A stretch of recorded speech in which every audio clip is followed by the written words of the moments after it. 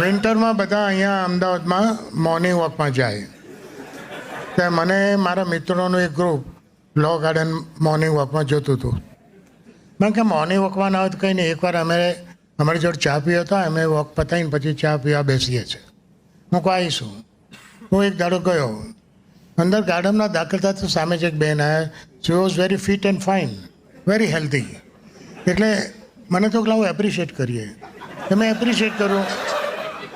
મેં કહું બેન, you looks very fit and fine. તમારી આટલી સારી હેલ્થનું રહસ્ય શું છે?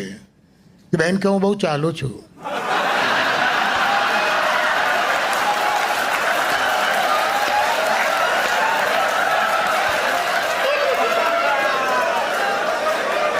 એટલે હું હલવાયો.